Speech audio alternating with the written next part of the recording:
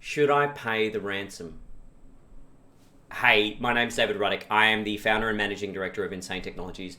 And today we're going to continue on in part 3 of our helping you to build an incident response plan. And today's topic is really focusing around whether or not you should pay a ransom. I'm going to tell you straight off the bat, the answer in almost every single instance should be no. There's a number of reasons for that. Government and law enforcement will ultimately tell you that you shouldn't pay ransoms because you are basically paying criminals for doing bad things. And there's some ethical facts behind that as well, because ultimately you've got to consider, where does that money go? But there are instances where you may be left with no other choice but to pay a ransom. And I want to help you get to a point where you can make that decision properly, not because of fear or any other reason. I just want to time out for a second, and I want to make a really good point. At no point in time should you try and reach out to the threat actor, nor should your IT team or your external MSP or IT consultant. Because the moment you do, you may start a timer, and that timer may result in the fee that you're going to be charged doubling and increasing. There are professional ransomware negotiators out there, and I recommend that you use them, and you usually get access to them through your cyber insurance policy. I also want to say that in most of my dealings with ransomware crews, most of the time clients got a valid decryptor for their money, and most of the times that decryptor worked. In all of the ransomware negotiations I did personally, I only have one where the group did not come through with the goods. But it triggers on the fact that the client and their IT provider tried to do the negotiations themselves and kind of messed it all up. In all other instances, it relies on the bad guys actually giving you back what you have paid for. Otherwise, it wouldn't be a very sustainable business model. And it is a business model. Ransomware started off as a piece of malware or virus that tended to encrypt the personal computers of individuals and then asked for a couple of $1,000s for the files back. And of course, if you've lost your family album of photos and all the photos of your kids growing up, which happened to one of my clients, then your wife is probably going to want you to pay that $1,500 to get the files back. But criminals, being entrepreneurial, they decided that just going after personal people really wasn't enough. So they stepped up the ante and they started going after businesses. And they found that the larger the business and the more likely that that business stored sensitive personal information, or PII as we would know it, and also personal health information, or PHI, the more likely they were to pay a ransom. When a ransomware crew gets into your environment, they will map out your environment these days. They'll work out the number of servers you have, the number of computers you have. They'll also look at the type of business you are, maybe how many employees you have. They'll go hunting for financial information, contracts, passports, password logins, all that sort of fun stuff.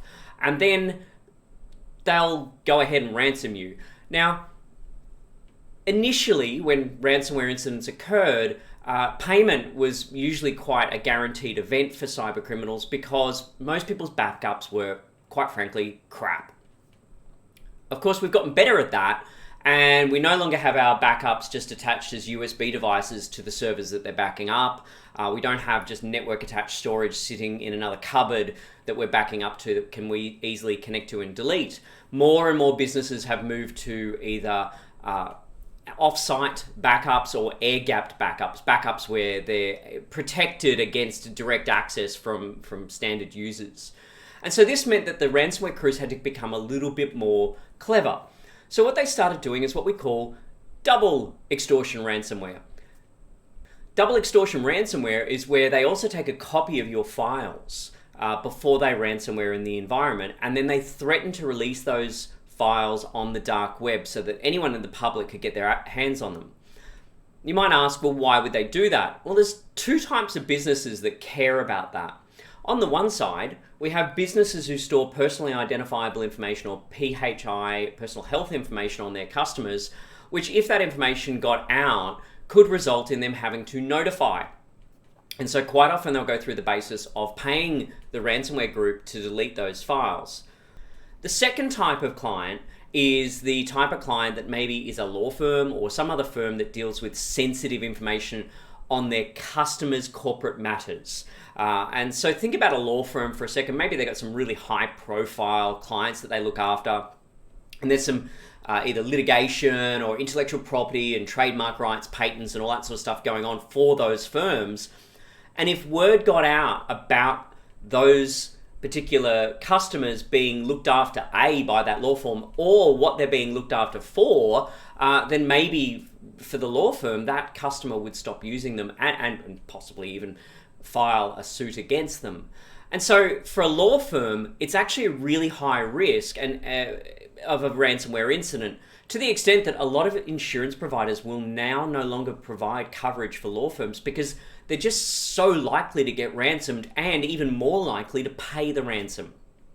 Once we've assessed all of these things and we know what we can and can't restore, and we know what systems have our important information, and we start looking into whether or not these systems have maybe had data accessed or stolen, we then have a better picture around really what is our need to pay the ransom.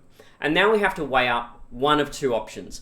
Are we looking at paying the ransom because we have critical information systems that we simply cannot recover cost effectively versus potentially paying the ransom?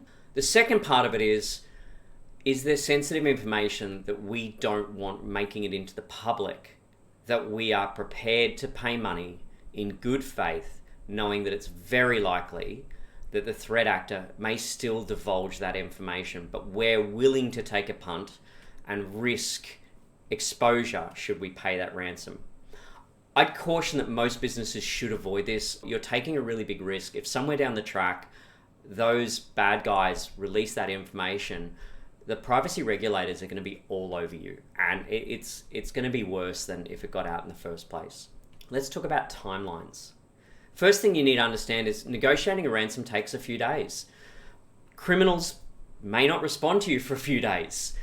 They take weekends off too, like they're just a business that just happens to steal stuff from you. You've got to accept that you could be waiting backwards and forwards for a couple of business days, maybe even a week worth of time before you get to a negotiation point.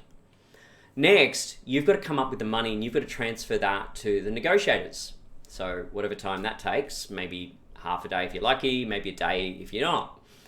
That money then has to be transferred into Bitcoin if it's not already in their wallet, and quite often you're lucky and it already is in their wallet, and the negotiators can just advance on the payment.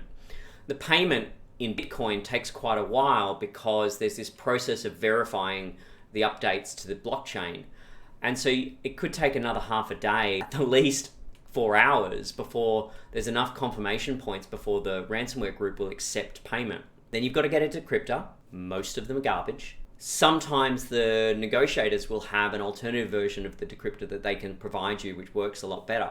And then you've got to start decrypting your systems.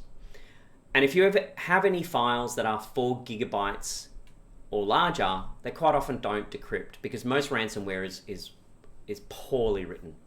And so you've got to take that into consideration as well. If you have a database system which typically have very large files over 4 gig in size, there's a good chance that you're going to pay all this money and not be able to decrypt it. So you could be 1 to 2 weeks between the time you decide, yes, we are going to negotiate, to the time that you've actually decrypted all of the files. And you still could be left in a position where you have to rebuild or recover systems manually because the effect was not perfect. So now we're at a point where we've made the decision, do we have to pay the ransom or not? In 99% of the cases, the answer should be no.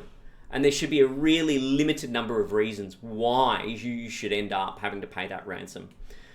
So I hope that's been really informative. If you would like some assistance putting together your business continuity plan, your incident response plan, consulting on tabletop exercises, or anything else to help prepare your business for a cybersecurity event, please reach out. Details are here. We'd love to have a chat with you, and I'll look forward to speaking to you soon.